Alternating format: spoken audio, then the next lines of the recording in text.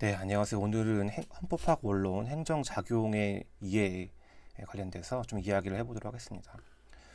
보통 이제 일반적인 헌법 관련된 수업에서는 이제 행정작용을 그렇게 자세히 다루지는 않죠. 관련돼서 행정은 이제 행정법 시간에 다루긴 하는데, 제가 뭐 수업 시간에 자주 강조드리는 바와 같이 헌법과 행정법은 뭐 그렇게 쉽게 무 자르듯이 나눌 수 있는 건 아닌 것 같습니다. 물론 이제 시험 과목으로서의 어떤 시험용 과목으로서의 과목 아니면 학교에서 개설되는 과목으로서의 헌법학이랑 행정법학이 좀 구별되긴 하지만 헌법학을 이해하기 위해서는 헌법에 좀 구현되는 과정 그 메커니즘을 이해하기 위해서는 행정법 또는 이제 행정작용에 대한 이해가 좀 필요해서 오늘 수업 시간에서는 헌법 공부에 필요한 행정작용의 좀 핵심적인 내용들에 관련돼서 이야기를 해보도록 하겠습니다.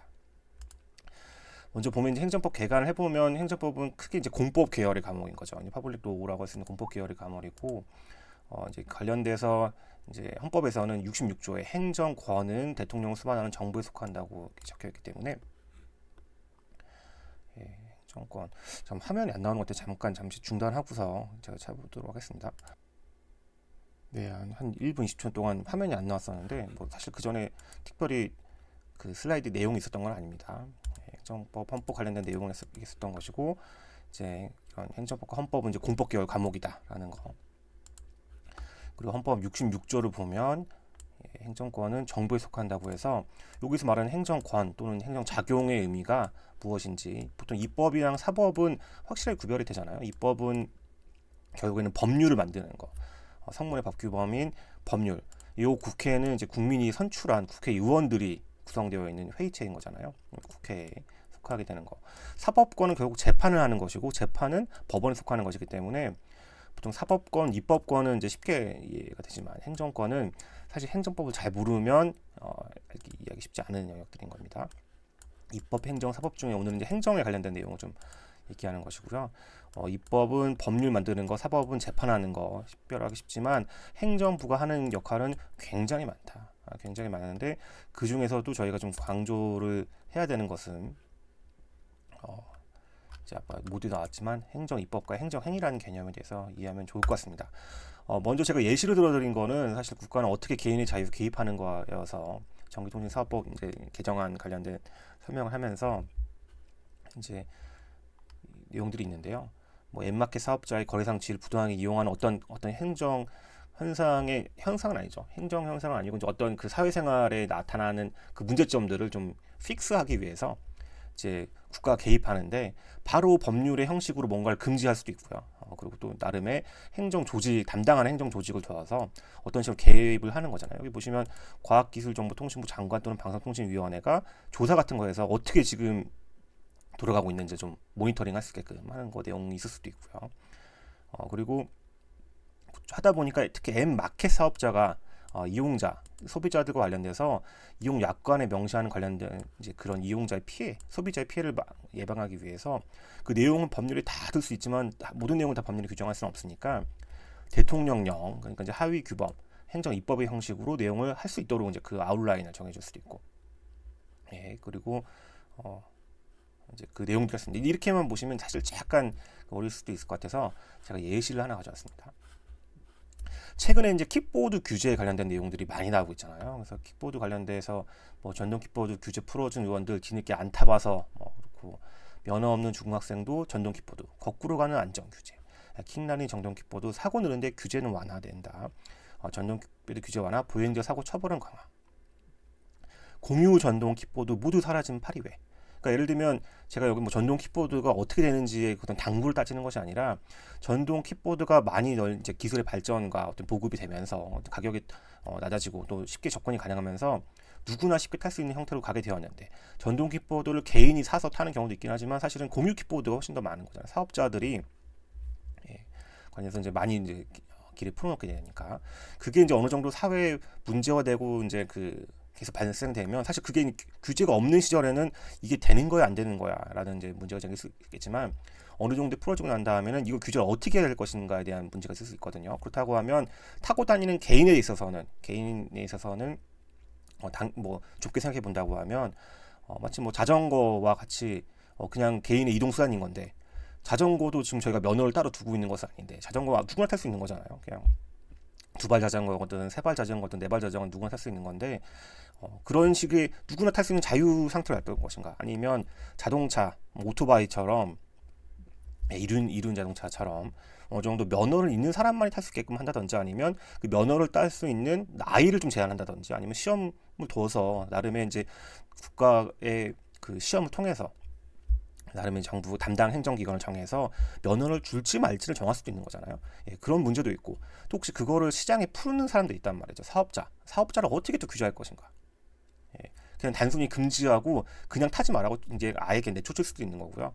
어느 정도 적절히 관리되기 위해서 예를 들면 주차하는 방법, 보행 통행하는 방법, 그거 다 좋긴 좋은데 단속이 안 되면 다 이제 그냥 뭐 아무런 무의미하지 않겠습니까?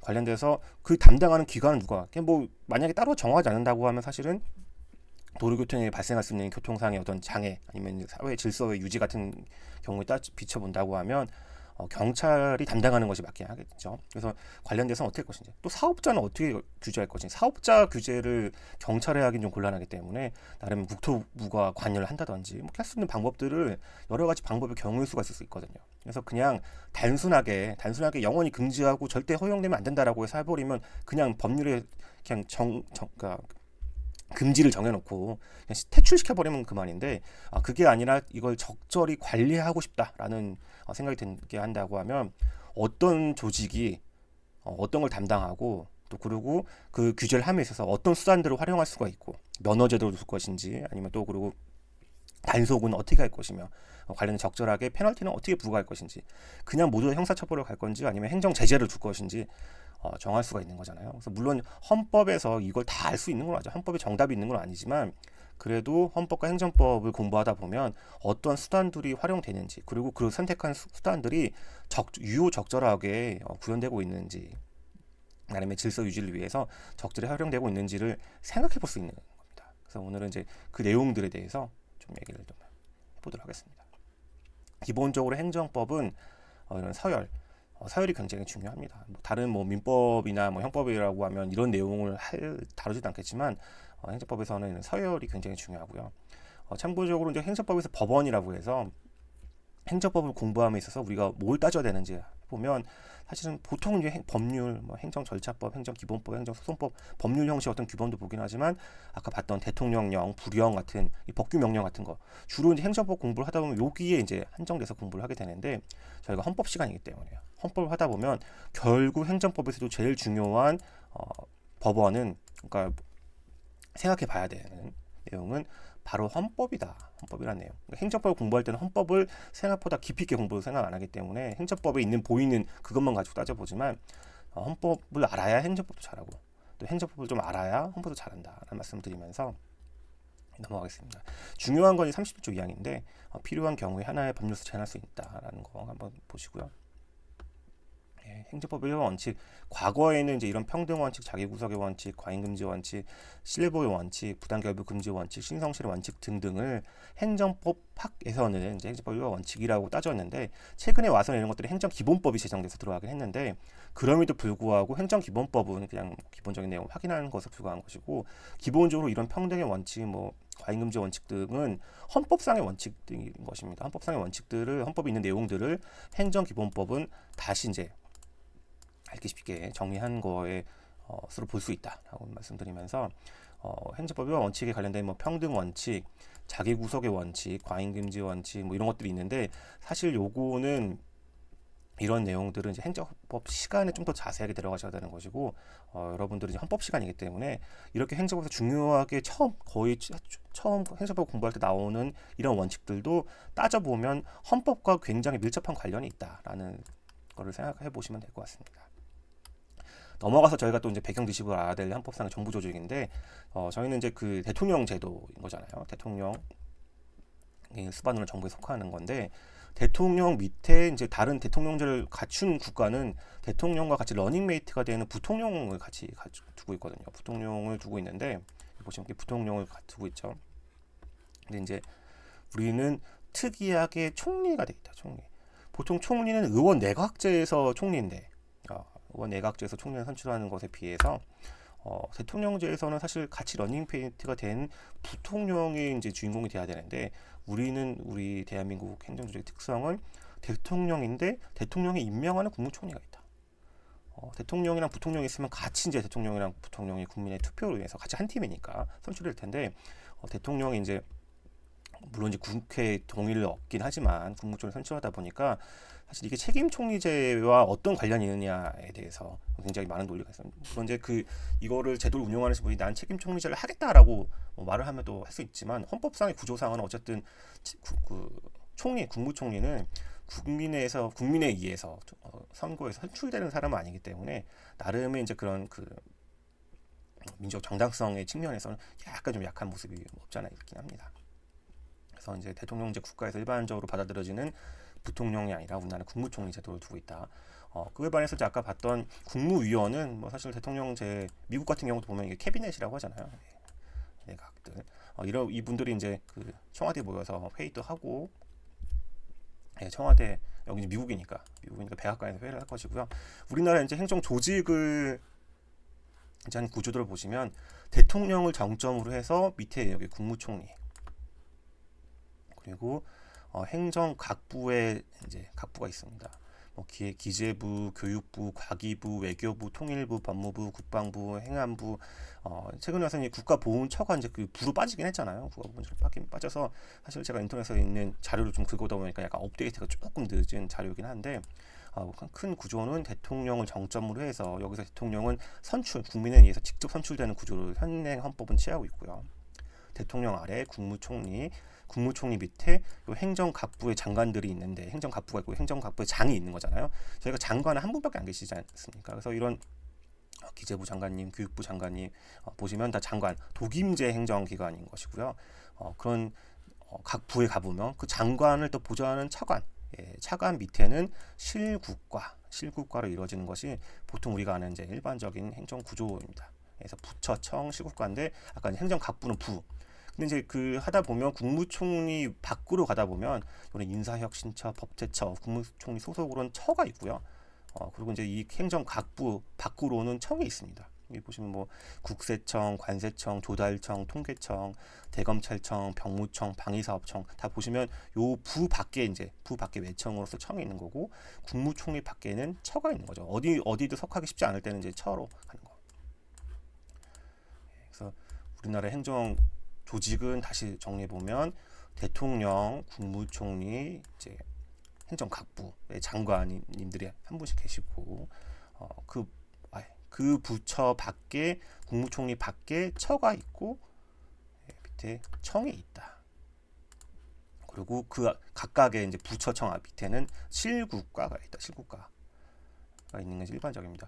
근데 이제 눈치 채시는 분들은 보시면 아까 보기 위원회는 뭐냐? 공정거래위원회, 금융위원회, 뭐 각종 이런 위원회 제도들이 있는 거잖아요. 위원회는 사실은 이제 우리가 아까 국회에서 잠깐 설명드린 것처럼 위원회 구성원들이 있고 그 위원회에서 나름의 이제 합의제니까 경우 합의가 안 되면 이제 투표를 하겠지만 여러 명이 이제 다수가 모인 그 위원회가 있는 거거든요. 그래서 보통 이 위원회는 중앙 이제 이런 행정 부처와 동일급인 경우에는 이런 위원회는 국무총리 이제 소속은 아니지만 뭐 소속이라고 표현하기 좀 그렇지만 나름의 이제 배열을 이제 밖으로 가면 좋겠지만 위원회를 이제 국무총리 밖으로 이제 빼고 있습니다. 물론 이제 따지다 보면 요런 위원회 이제 나름의 장관급 위원회도 있지만 그렇지 않은 위원회 그냥 이제 뭐 단순하게 자문에 그치는 위원회도 있고 아니면 이제 그런 행정위원회들도 있긴 하지만 특이한 거는 이제 보통 우리가 아는 거는 독임제 장관님, 처장님, 청장님, 장님이 한 분 계시는 독임제 기관들이 이제 일반적인데 미국식 제도를 좀 못 짜와서 합의제 기관이 있긴 합니다. 물론 이게 이제 미국식 제도를 정말 잘 개수했는지는 이제 별개 문제이긴 하거든요. 왜냐하면 이제 제가 기사 같은 거 잘 찾아보시면 알겠지만 결국 그 위원회 위원 구성원을 어떻게 민주적으로 구성할 것인가. 사실은 이제 한 번에 이제 집권하는 집권 정당이 여기를 장악해 버리면 사실은 이제 그게 좀 껍데기가 될 여지가 없지 않아 있긴 있거든요. 그래서 이제 미국식의 그런 제도를 잘 구현했는지는 저도 잘 모르겠습니다. 행정조직법상 보시면 이제 부처청, 실국과 관련된 그리고 이제 각종 위원회 관련된 내용들이 나옵니다. 물론 이제 좀 공부를 해보신 분들이라고 하면 이런 중앙행정기관 외에 지방행정기관, 우리나라는 지방자치제도니까 지방행정기관이 있다는 거를 공부를 해보셨을 텐데요. 뭐 헌법 117조나 118조 같은 경우를 보면 지방자치단체를 두고 있는데 지방자치단체가 이제 사실은 이제 그런 연방제 국가와는 다르게 그 연방제 국가는 각 이제 주별로 입법, 행정, 사법이 다 있는 거잖아요. 주별로 입법, 행정, 사법이 다 있는 형태인 건데 사실 우리나라의 지방자치단체는 뭐 입법, 사법 요거보다는 행정에 있는 권한을 좀 쪼개서 있는 거에 불과하고 나름의 이제 자치 입법 권한이 있긴 하지만 그 입법 권한도 나름의 이제 행정 권위, 행정 작용의 일환으로 갖는 행정 입법권을 나름의 자치적으로 좀 부여한 것에 불과하기 때문에 다른 이제 그런 연방제 국가에서 나타나고 하는 이제 그런 고도의 자치권과는 약간 결을 달리한다. 그리고 이제 우리나라 지역적 특성이 사실은 이제 교통이 너무 발달하고 이제 뭐 서울이나 부산이나 제주도나 다 일일 생활권이기 때문에 사실은 이제 그렇게 자생적으로 이제 그런 지방자치가 잘 되느냐에 대해서는 또 물론 열심히 그 일선에서 일하고 계신 분들도 있긴 하지만 이게 쉽지 않다는 그런 국민적인 비판도 없지 않아 있는 것은 사실입니다. 그래서 관련해서 다시 정리해 보면 아까 그 표가 어디 갔죠? 우리나라의 행정 조직의 특성은 대통령 그리고 국무총리, 행정각부의 장관님 계시고 요 분들 대통령, 국무총리, 그 행정각부의 장관은 국무위원을 통해서 요 대통령, 국무총리, 행정각부의 장관님들이 국무위원으로서 국무회의를 여는 것이고요. 물론 거기에 이제 이런 청 위원회에서도 이제 참관할 수 있긴 하겠지만 어쨌든 헌법에서 말하고 있는 국무위원은 요 장관님들만 된다는 거.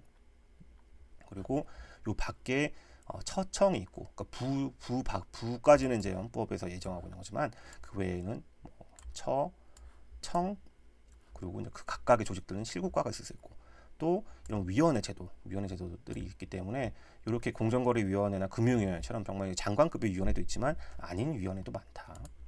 사실 그게 더 많긴 많죠. 사실 그래서 이제 그 유튜브에서 좀 검색을 해보시면 과연 우리나라의 이런 위원회 제도가 잘 맞냐? 아마 위원회 제도가 잘 맞는지에 대해서는 이제 못 할 거거든요. 위원회 제도 나오는 행정위원회 제도.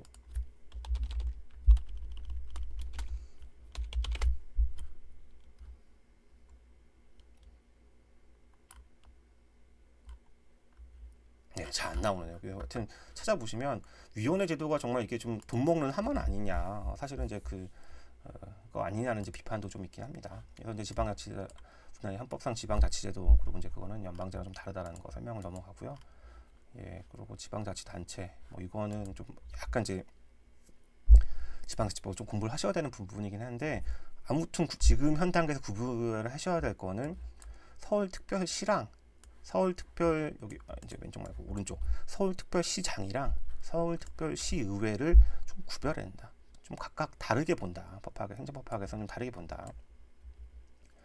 그러니까 서울특별시, 서울특별시장, 서울특별시의회. 물론 서울특별시를 구성하는 서울특별시의회랑 서울특별시장이긴 한데 요거 내용들을 좀 구별해서 볼 필요가 있다는 점 얘기하면서 바로 이어서 행정입법에 대해서 중요한 이제 오늘의 다시 돌아가 보면 중요한 테마가 행정입법과 행정행위를 이제 공부하는 거잖아요. 그래서 이제 진짜 중요한 테마인 행정입법에 대해서 본격적으로 들어가 보도록 하겠습니다. 그래서 행정입법은 좀 추상적인 규율 누구에게나 일반적으로 다 지켜야 되는 그런 내용들인 거잖아요. 사실 생각해 보시면 누구에게나 다 똑같이 동일하게 적용될 수 있도록 만들어진 어떤 규범은 국회에서 만드는 법률이 제일 메인이어야 되는데 사실 법률에서 이 모든 걸 다 정할 수 없지 않겠습니까? 그렇기 때문에 법률에서 하는 게 원조인 건데 다 못하다 보니까 행정작용 중요한 한 테마로서 행정입법이 있다. 그래서 행정입법에 관련된 내용은 첫 단계로 시작해야 되는 것이 바로 법률 다음에 있다.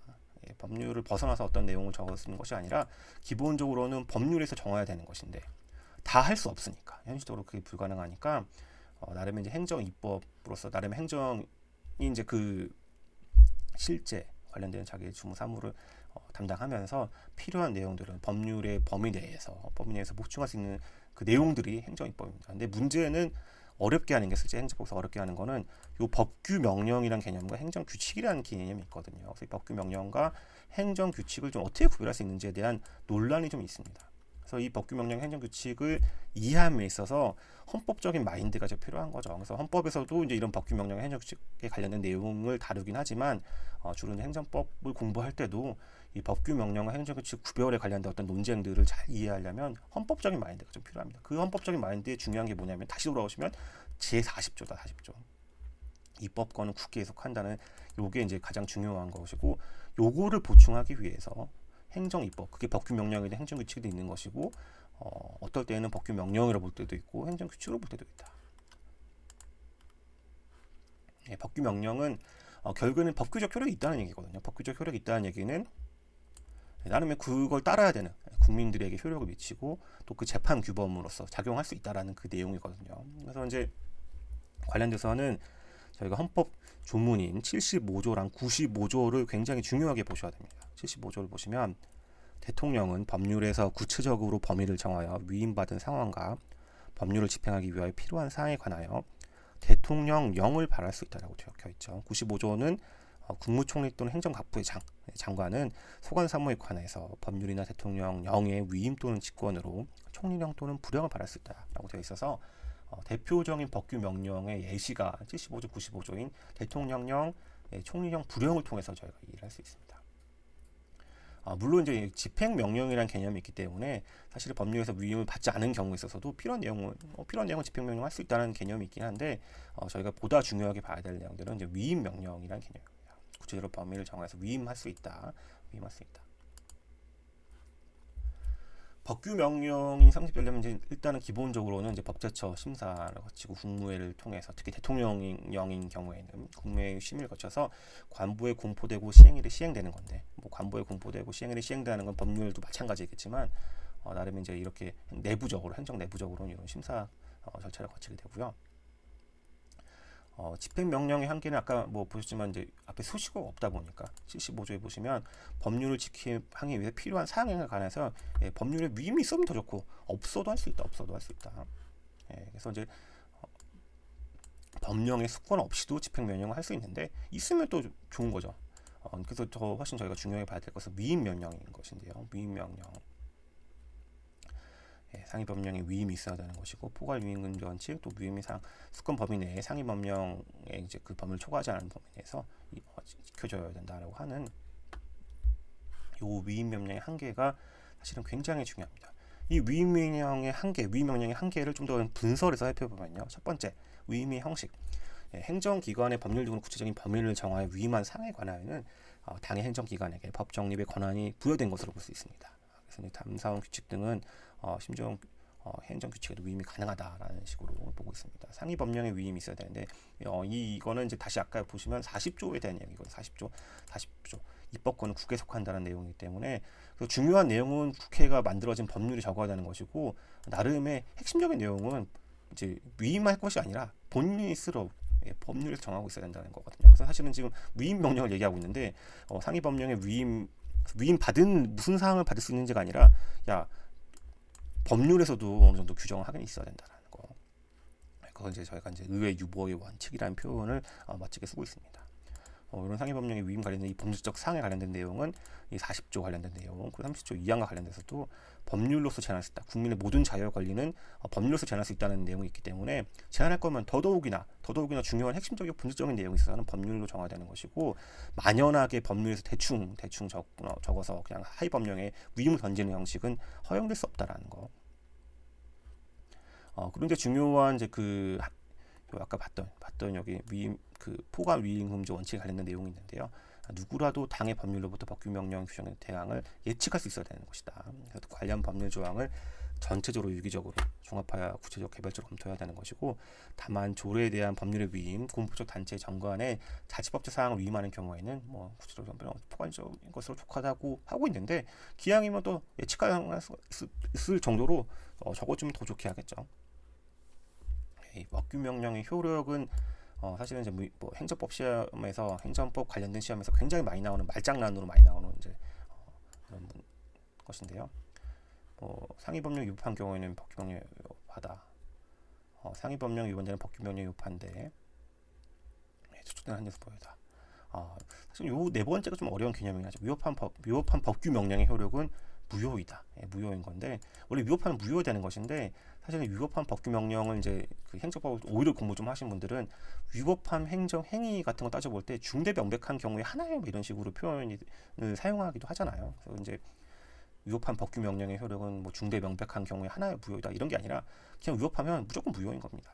법규명령의 세계에서는 무효이다. 그래서 위임이 근거가 없어서 무효인 경우에는 법 개정으로 위임이 근거가 생겼다고 하더라도 소급하여 되는 것은 아니다. 그때부터 되는 거죠. 그때부터 유효하게 되는 것이고 소급할 수는 없는 거죠. 아무튼 요 무효이다. 위법하면 그냥 무효이다.